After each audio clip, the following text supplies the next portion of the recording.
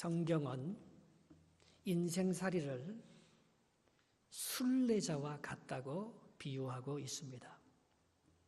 여러분, 순례는 여행과 다릅니다. 이 순례는 신앙과 관련된 것이라면 여행은 공간과 관련이 있습니다. 여러분, 이번 여름에 어떤 여행을 준비하고 계십니까? 그런데 이 순례를 하면 말입니다. 여행이 가지 못한 곳까지 갑니다. 여행이 보지 못하는 곳을 보게 되는 것입니다. 여행은 자기가 가고 싶은 곳을 갑니다. 그러나 순례는 주님과 동행하는 것입니다. 하나님의 인도함을 받아서 그곳에 가는 것입니다. 그래서 우리가 성지를 갈 때는 성지 여행이라고 하지 아니하고 성지 순례라고 하지 않습니까? 주님과 함께 갈 때에 정말 내가 상상하지 못했던 그런 거룩한 곳, 그리고 하나님이 계신 그 숭고한 자리까지 가서 그곳에 과거에 역사했었던 하나님의 발자취를 나의 삶의 모델로 삼으면서 하나님과 내가 숨쉬는 그 길이 순례의 길, 성경이 말하는 인생 여정인 것입니다. 저 멀리 배는 나의 시온성, 오 거룩한 곳 아버지 집, 내 사모하는 집에 가고자 한밤을 세웠네. 같이 합시다. 저 망망한 바다 위에 이 몸이 상할지라도 오늘은 이곳 내일은 저곳 주 복음 전하리. 여러분, 요즘 인생에 살아가는 길이 지치고 힘듭니까? 순례의 길을 중단해서 그런 것입니다. 인생은 우리가 원하는 대로 살아가는 여행이 아닙니다. 하나님이 우리의 길을 인도하시고 주님과 동행하여 저 멀리 배는 내 인생을 인도해 가시는 그 목표를 상실하지 아니하고 그걸 향해서 계속해서 도전해 나가는 것, 그땐 지치지 않습니다. 여행은요, 하면 할수록 지칩니다. 집에 가고 싶습니다. 그러나 순례는 하면 할수록 힘이 납니다. 여러분, 이민의 삶이 공고하고 힘들어지는 것은 내가 주인이라서 그래요. 내가 목표를 상실해버렸기 때문에 그런 것입니다. 우리의 목표는 세상이 기쁨을 주는 여행을 가지고 얻어지는 게 아닙니다. 오늘 본문의 주인공이 바로 그거예요. 하나님이 그에게 준 사명, 그 목표를 저버리고 순례의 여정을 걷지 아니하고 이 남쪽 유다에 있는 선지자 한 사람이 북쪽에 갔다가 말입니다. 다른 것들에게 기웃거리다가 순례의 여정에 동참하지 못함으로 말미암아 심판을 받는 그런 이야기가 기록되어 있습니다. 오늘 본문 25절, 26절 같이 한번 읽어보시겠습니다. 시작. 지나가는 사람들이 길에 버린 시체와 그 시체 곁에 선 사자를 보고 그 늙은 선지자가 사는 성읍에 가서 말한지라. 그 사람을 길에서 데리고 돌아와서 간 선지자가 듣고 말하되 이는 여호와의 말씀을 어긴 하나님의 사람이로다. 여호와께서 그에게 하신 말씀과 같이 여호와께서 그를 사자에게 넘기심에 사자가 그를 찢어 죽였도다 하고 했습니다. 여기 25절에 보면 이 남쪽에서 온 유다 사람이 말입니다. 하나님의 명령을 어기고 어디로 들어가는가 하면 하나님이 물도 마시지 말라 했거든요. 음식도 떡도 떼지 말라 했습니다. 남의 집에 들어가지도 말고 왔던 길로 가지도 말라고 했어요. 빨리 네 사명을 마치고 순례의 길을 가라. 그렇게 말했는데 오늘 이 사람이 그 베델에 있는 북쪽 선지자의 거짓 유혹을 받아서 그 집에 들어가서 같이 식사하게 됩니다. 그래서 이 사람이 결국 어떤 모습으로 남아남는가 하면 길에 버린 시체로 남아나는 거예요. 사자가 그를 찢어버렸습니다. 그런데 그게 여호와께로 말미암는 거라 했어요. 26절에 여호와의 말씀을 어긴 대가라고 그렇게 표현하고 있는 것입니다. 여러분, 우리는요 이렇게 믿음의 길을 가다가 여러 가지 사건들에 의해서 사람들의 소리에 귀가 얇아서 마음이 빼앗기고 거기에 우리의 발걸음을 이렇게 옮겨갈 때가 있습니다. 항상 깨어있지 않으면 이것이 하나님께서 나를 인도하는 순례의 여정으로 내가 걸어가는지 안 그러면 내 욕심을 이루어서 그렇게 살아가는지 그걸 잘 분별하지 못합니다. 남의 소리 듣는 거죠. 하나님의 음성을 들을 수 있는 여러분의 복된 기가 되기를 축복합니다. 주님과 동행하는 그런 걸음이 되어서 주님이 걸어가는 그 거룩한 곳으로 우리의 발걸음을 인도함을 받지, 그 식사 한 끼에, 그 작은 대접 한 끼에 우리의 마음이 빼앗겨서 그 집에 쫓아 들어가면 어떤 불행을 당할지 아무도 알 수가 없는 것입니다.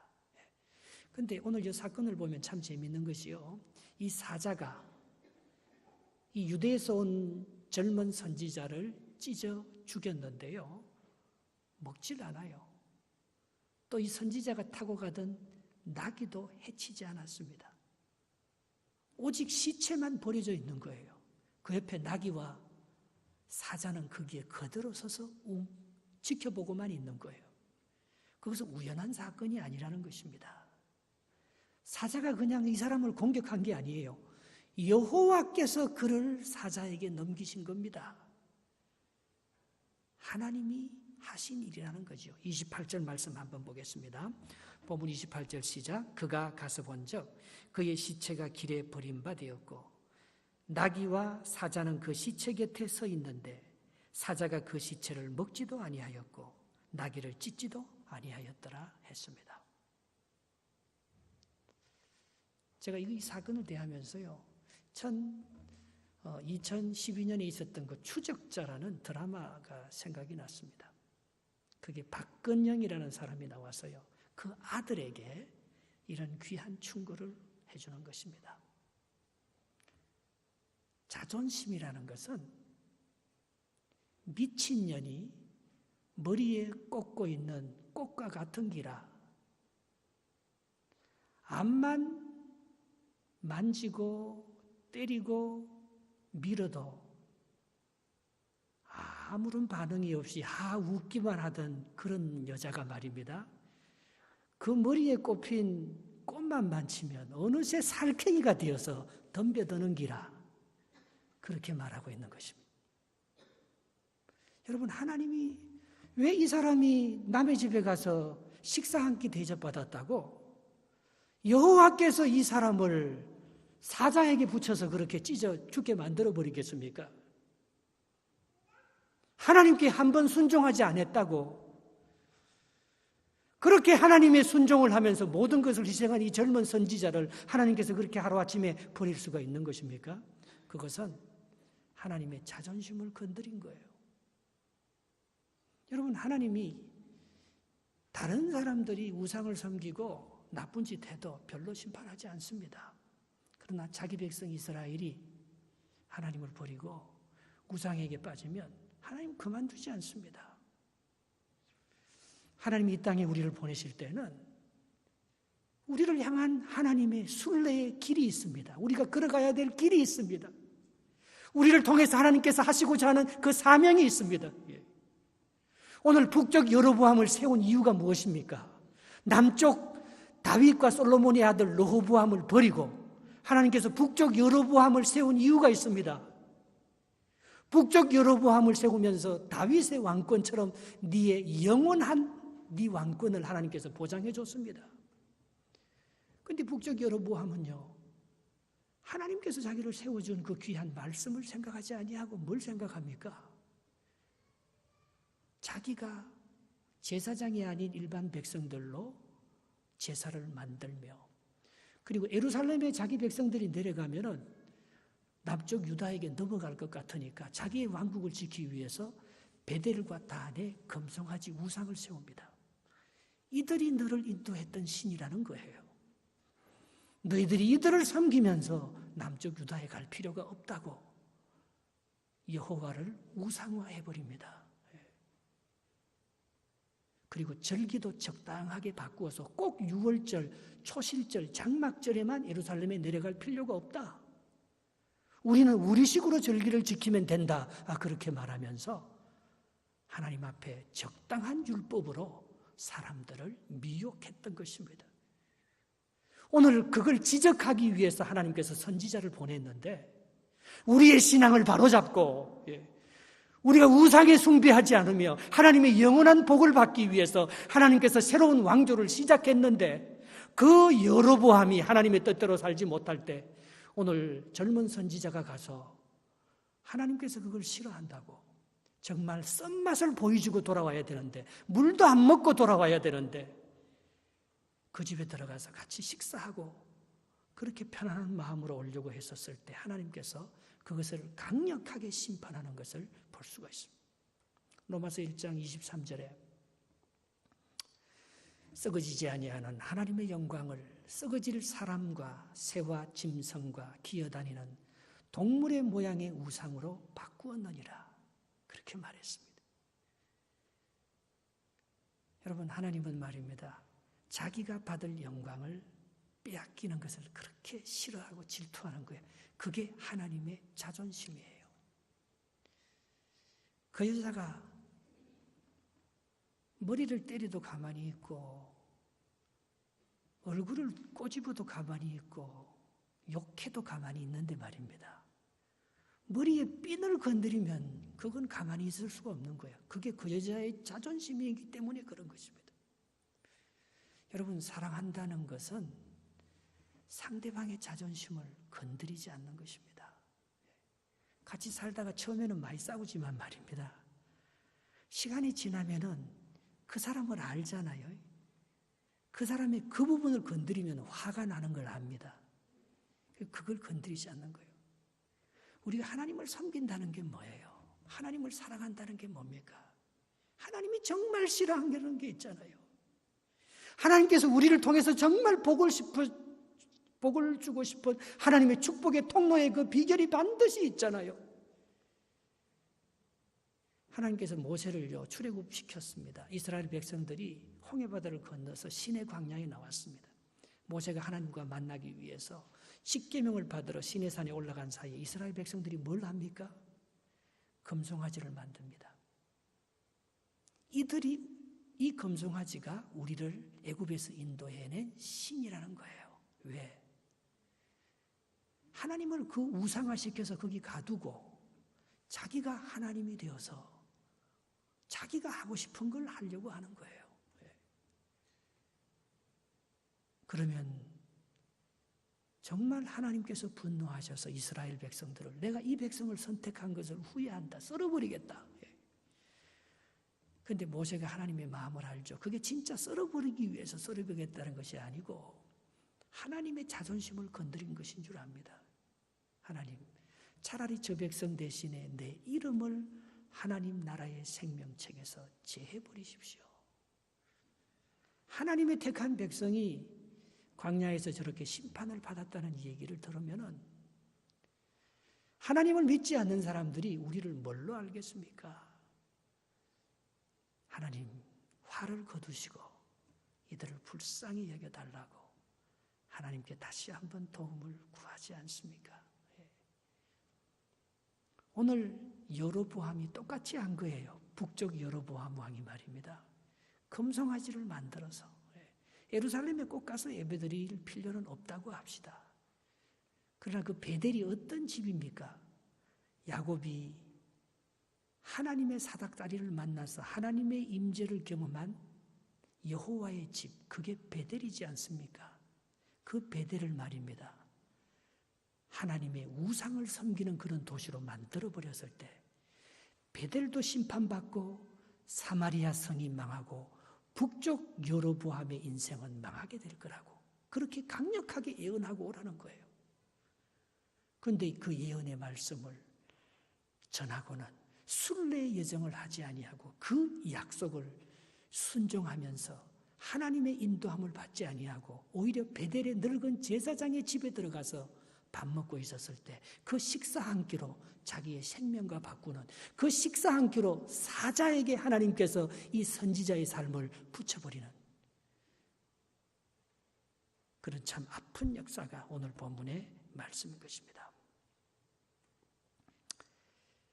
제가 존경하는 목사님이 있습니다. 그분이 아침에 조회하면 우리에게 늘 그렇게 하는 말씀이 있습니다. 목사에게 가장 중요한 것은 하나밖에 없다는 것입니다. 그것은 디그니티, 품위, 명예, 그거라는 것입니다. 목사가 디그니티를 잃어버리면은 그건 목사가 아니에요. 목회할 수 없다는 것입니다. 제가 고등학교 다닐 때 우리 담임 선생님 중에서 아주 지금도 기억나는 그 선생님이 한 분 계셔요. 그분은 별명이 영국 신사였는데요. 너무 젠틀하셔요. 영어를 가르치는 선생님이셨는데, 근데 그분은 학급을 맡으면 늘 그 교훈을 명예를 지키자. 그게 자기 생명이에요.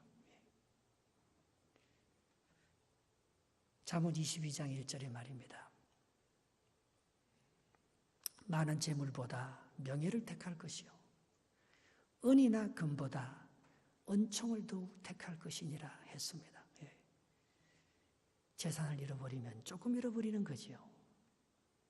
건강을 잃어버리면 많이 잃어버리는 것이지요. 그러나 명예를 잃어버리면 전부 다 잃어버리는 것이잖아요. 목사의 이름이 더럽혀졌는데 목회할 수 있습니까? 부모의 이름이 더럽혀졌는데 자식에게 권위가 섭니까? 선생의 이름이 더럽혀졌는데 학생들이 존경을 합니까? 정치자들이 돈을 먹었는데 누가 그를 국회의원으로 지도자로 백성들이 그를 따르고 섬기겠습니까? 그게 자존심이에요. 그게 잃어버리면 다 잃어버리는 거예요. 그런데 많은 사람들이 작은 유익을 얻으려고 하다가 큰 명예를 잃어버리는 것입니다. 그래서 마태복음 23장 24절에 그렇게 말해, 맹인된 인도자여 너희가 하루살이는 걸러내고 낙타는 삼키는도다. 하루살이를 잡으려고 하다가 낙타를 놓친다는 것입니다. 소탐대실. 너희들이 목사가 되거든 작은 걸 잡으려고 하다가 대실, 낙타를 잃어버리는, 명예를 잃어버리는 그런 목회자가 되지 말라는 거예요. 여러분, 부모에게, 자식에게 존경받지 못하는 부모, 교인들에게 정말 명예를 잃어버린 그런 목회자, 제자들에게 그런 하나님의 은혜와 사랑을 그렇게 전달할 수 없는 그런 서성이라면 모든 걸 잃어버리잖아요.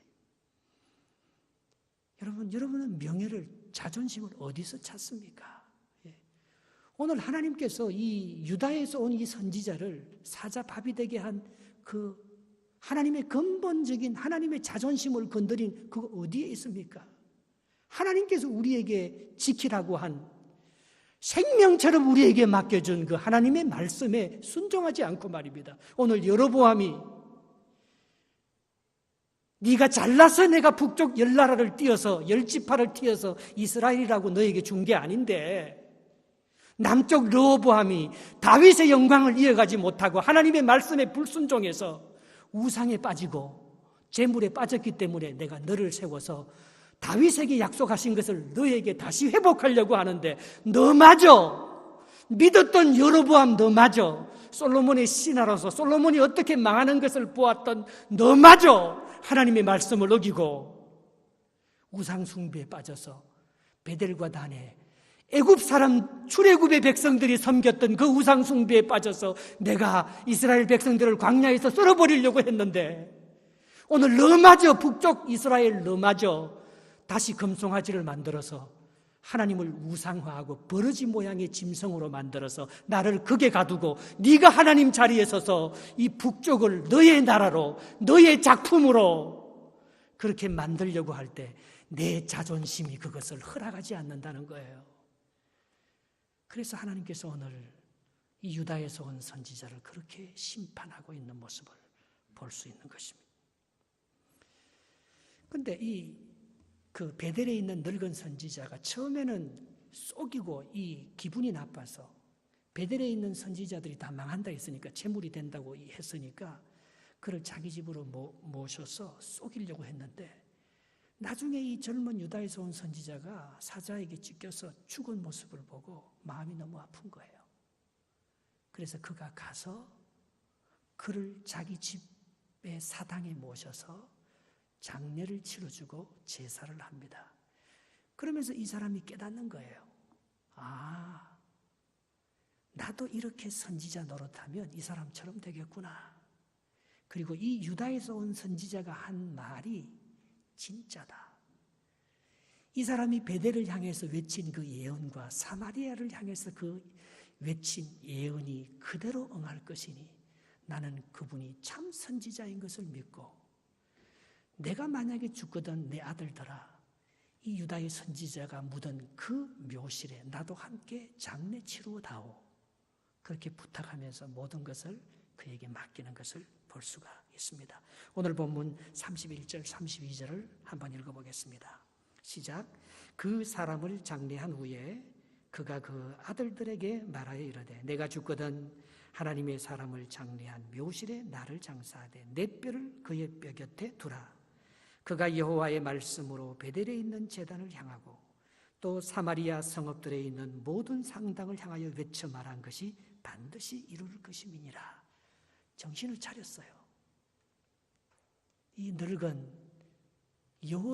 여로보암 밑에서 진짜 이 신학교 훈련도 제대로 받지 않고 레위 지파도 아닌 이 사람이 사이비로 제사장이 되었지만 진짜 유다에서 온 이 선지자가 하나님의 심판을 받는 그 모습을 보고 오늘 이 베델에 있는 늙은 제사장이 하나님의 음성을 들은 거예요. 정말 어떻게 내가 선지자의 사명을 감당해야 될지 그가 깨달은 거예요. 그래서 이 유다에서 온 이 예언이 그대로 이루어질 것을 믿고 그가 깨어 기도하며 바른 선지자의 모습으로 살려고 회개하는 장면을 볼 수가 있습니다. 하나님의 말씀이 그의 자존심이 된 거죠. 전에는 누가 건드리면 말입니다. 기분 나빠서 거짓으로 하나님의 잘못된 영을 예언하던 이 베델에 있던 늙은 그런 거짓 선지자가 오늘 진짜 선지자가 유혹받아서 넘어지는 모습을 보고 하나님의 말씀이 어떻게 역사하시는지를 그가 깨닫고 난 후에 하나님의 말씀이 그의 자존심이 될 때 하나님의 말씀을 지키기 위해서 그가 생명을 걸 때에 오늘 북쪽 이 선지자는 정신을 차렸어요. 그러나 여로보암은 여전히 정신을 차리지 못하고 멸망하는 모습을 볼 수가 있습니다. 마지막 두 절 한번 읽어보겠습니다. 33절, 34절입니다. 시작. 여로보암이 이 일 후에도 그의 악한 길에서 떠나 돌이키지 아니하고 다시 일반 백성을 산당의 제사장으로 삼되 누구든지 자원하면 그 사람을 산당의 제사장으로 삼았으므로 이 일이 여로보암 집의 죄가 되어 그 집이 땅 위에 끊어져 멸망하게 되니라 했습니다. 북쪽 여로보암이 왜 망하느냐? 오늘 그 이유를 말하고 있습니다. 여러분 신약에 보면 예수님께서 우리를 위해서 십자가에 못 박혀 죽었기 때문에 우리의 모든 죄는 사함받습니다. 사함받지 못할 죄가 하나도 없습니다. 너희 죄가 주홍같이 붉을지라도 흰동같이 진홍같이 붉을지라도 양털같이 희게 해주시겠다고 약속했습니다. 그런데 용서받지 못할 죄가 딱 하나 있어요. 뭡니까? 어떤 죄는 용서 못 받습니까? 성령을 회방하는 죄는 용서받지 못합니다. 하나님은 사랑의 하나님입니다. 하나님은 모든 것을 그 크신 넓은 날개로 우리를 덮어주시고 우리의 모든 것을 감싸주시고 용서해 주실 분입니다. 그러나 오늘 영적인 이 하나님의 이 제사, 하나님께로 나갈 수 있는 통로, 유일한 길, 이걸 허틀어 버리는 저 여로보암의 죄는 용서가 안 되는 거예요. 그가 심판받고 끊어져서 멸망당하는 모습을 보게 됩니다. 여러분, 신앙생활을요, 너무 내가 편하고 좋은 것으로만 그렇게 하지 마시기 바랍니다.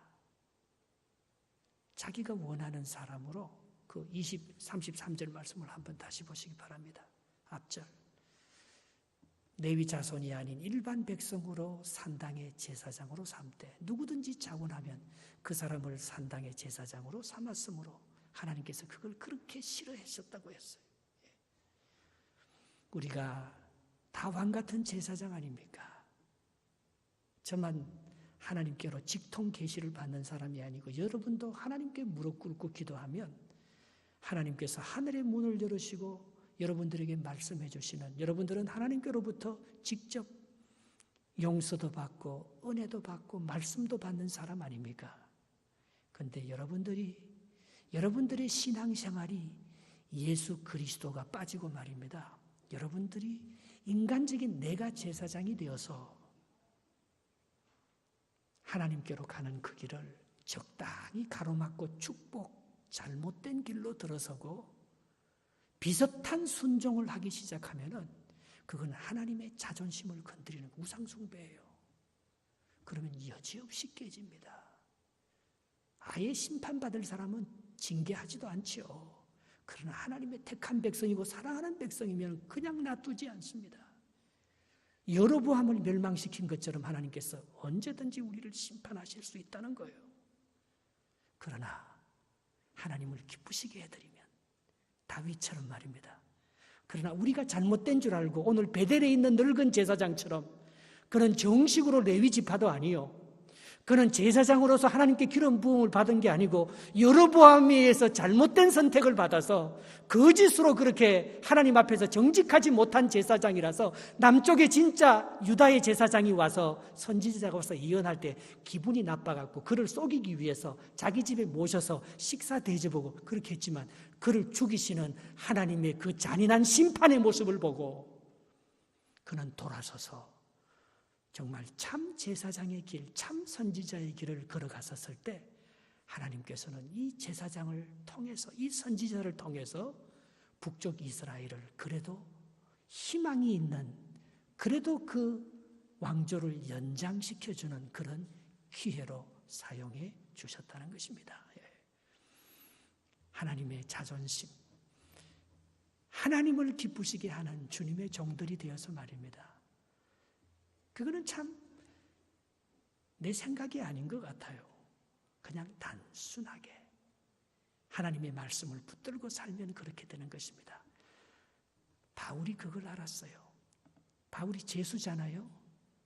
그래서 로마에 재판받으러 끌려갑니다. 그런데 그 배는요, 유라굴라라는 풍랑을 만나서 언제 자초될 줄 모르는 그런 위기 속에 있었어요. 그런데 바울이 이런 말을 하지 않습니까? 바울의 자존심은 여호와의 말씀입니다. 사도행전 27장 23절에서 25절 이렇게 얘기합니다. 같이 한번 읽어보겠습니다. 바울의 고백입니다. 내가 속한 바 곧 내가 섬기는 하나님의 사자가 어제 밤에 내 곁에 서서 말하되 바울아 두려워하지 말라. 내가 가이사 앞에 서야 하겠고 또 하나님께서 너와 함께 항해하는 자를 다 내게 주셨다 하였으니 그러므로 여러분이여 안심하라. 나는 내게 말씀하신 그대로 되리라. 하나님을 믿노라. 아멘. 바울의 자존심은 뭡니까? 안 죽는다는 거예요. 하나님이 어젯밤에 내게 사자를 보내어서 말씀하시기를 네가 가이사르는 로마의 황제였지. 네가 거기서 재판을 받아야 된다는 거예요. 그리고 지금 이 배에 있던 모든 사람들을 네게 주셨다는 거예요. 그러니까 여러분들 두려워하지 마십시오. 하나님께서 나를 봐서라도 여러분들을 절대 죽이지 아니하시고 하나님께서 안전하게 지켜줄, 나는 하나님의 말씀대로 이루어질 것을 믿습니다. 그래서 정말 선객들을 위로하고 선장보다도 더 큰 리더십을 발휘하면서 하나님의 역사를 만들어 갔습니다. 믿음의 사람이라는 것은요, 평소에는 조용합니다. 있는지 없는지도 몰라요. 겸손합니다. 별로 나대지 않습니다. 그러나 저런 위기를 만나면 하나님의 말씀이 여기에 있는 거예요. 두려워하지 마십시오. 여러분 자녀들에게 어떻게 합니까? 겁내지 마. 아빠가 돈 없다고 네가 쫄지 마. 하나님이 우리의 아버지시야. 네가 필요한 거 다 밀어줄 거야. 네가 지식이 없다고 두려워하지 마. 네가 하나님을 의지하고 하나님의 자존심을 높여드리면 하나님을 경외하는, 정말 네가 우상을 숭배하면서 하나님을 이용해 먹지 말고 하나님을 짐승의 모양으로 만들어서 그 베델이나 단에 금송아지를 섬기라고 그렇게 하지 말고, 네가 하나님 자리에 올라가지 말고 네가 정말 하나님을 온전히 섬기며 그분을 경외하면은 하나님께서 모든 사람들을 너에게 붙여줄 거야. 하나님께서 너의 가는 길의 인도자가 되시고 모든 민족이 이 낀 땅에 살아가는 약소민족 이스라엘을 통해서 모든 열방 가운데 하나님이 얼마나 위대하신지를, 하나님이 하시는 일이 얼마나 크신지를, 하나님의 약속대로 우리를 축복해 주는지 축복 안 해주는지를 네가 보게 될 거야. 네가 염려하지 마. 그렇게 우리 부모들이 기도하고 축복해 주고 말해 줄 수 있으면 하나님의 자존심을 세워드리는 거죠. 하나님을 기쁘시게 해드리는 것이죠. 여러분, 그까짓 없어질 얄팍한 재물이나 명예가 우리의 자존심이 아니요, 하나님의 말씀이 우리의 자존심이 되어서 하나님의 말씀에게만 순종하겠다는 그것이 순례자입니다. 그 사람은 분명히 내가 가지 못한 더 거룩한 곳으로, 내가 알지 못하는 더 부유한 곳으로 하나님께서 우리를 인도해서 진정한 성공과 행복을 맛볼 수 있습니다. 그러나 그렇지 않고 하나님의 말씀을 적당히 이용해서 내가 이렇게 유다에서 이렇게 부름을 받아서 북쪽 이스라엘까지 가서 예언했는데 물도 한 잔 안 마시고 오는 게 얼마나 마음이 섭섭합니까? 누가 식사 대접한다 하면 그게 좋아서 그 집에 들어갔다가 말입니다. 이런 불행을 당한 거 아닙니까? 하나님의 마음을 생각, 순례자의 길을 걷지 않고 혼자 그럼 여행한 거지요. 북쪽에 순례자의 사명을 이루라고 보냈는데 다시 유다로 돌아오는 그런 여호와의 집을 바라보면서 모든 일들을 처리하고 하나님의 그 목표를 잊어버리지 말아야 되는데 누구 집에서 초대해서 밥 사준다고 그 집에 들어가서 말입니다. 하나님의 뜻을 저버리고 여행객으로 전락되어 버렸을 때에 그의 인생은 축복이 없었습니다. 오늘 하나님께서 우리에게 준 이 소중한 순례의 길, 이 소중한 믿음과 말씀의 그 역사를 정말 나의 자존심으로 삼고 다른 건 다 용서해 줄 수 있어요. 하나님의 말씀대로 순종하지 못하는 것, 그것만 나에게 아픔이지요. 정말 어린아이처럼 단순하게 하나님의 말씀에 더욱더 순종하면서 하나님의 뜻을 잘 이루어드리는 여러분들의 생애가 되시기를, 순례자의 길이 되시기를 주님의 이름으로 축복합니다.